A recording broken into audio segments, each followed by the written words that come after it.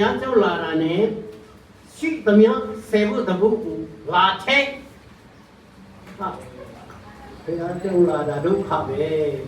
အကျွေးတောင်းတယ်လို့တောင်းနေပြီတရားသူကြီးအမင်းပြေးတယ်လို့တရားစီရင်နေပြီအစကတည်းကမလာတာကောင်းတယ်ကွာကျန်တဲ့ခရိယန်တဲ့တော့ဒီနေ့ရှိပါတယ်အဲ့တော့တောင်းတာမရှိဘူးဒီမှာကျတော့ဒီနေ့မှဟာလာတောင်းနေနောက်တစ်ပတ်စမလာတော့တာကောင်းရင်းနော်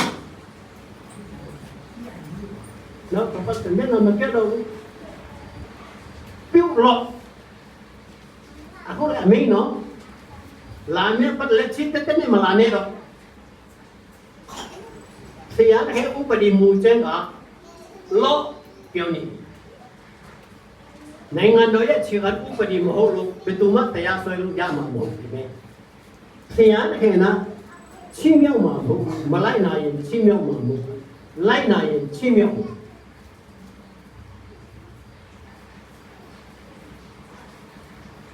လို့မလားမလို့မလားဆိုတာတော့ဒီမှာလည်းအမင်းပြေလို့မရဘူးနော်လိုက်နာချင်လိုက်နာမလိုက်နာချင်မလိုက်နာနဲ့လက်ချစ်တက်လာချင်လာမိမိရဲ့ဝန်ငွေတဲ့ဆေဘူးတပုတ်မှန်မှန်ယူလာချင်ယူလာမင်းတို့ကောင်းကြည့်ပြီးမှဘယ်လိုလဲငါမဟုတ်ဘူးဆရာငါတို့ဒီတမှာရွာတိုင်းမှာခရိယာအသင်းတော်ဆိုတာရှိနေမယ်ဟိုတော့ခရိယာအသင်းတော်တက်တန်း90ရှိပြီဆယ်ရာလုံးမှမရှိသေးဘူးဟိုအသင်းတော်ကြတော့အရာရှိတွေအမြဲထွက်ဘာပေါ်လဲခရိယာမချင်းချင်း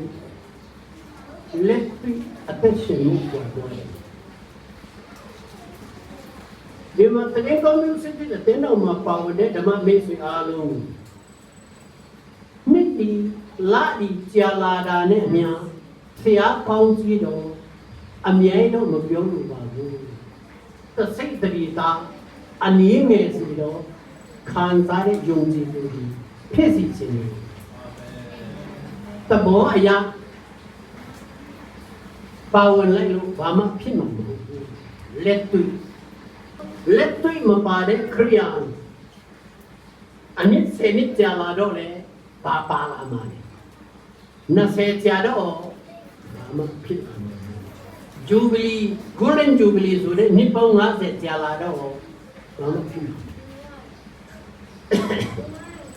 အပိုင်းရတဲ့ဒုတိယဝါကျပြန်ဖတ်မယ်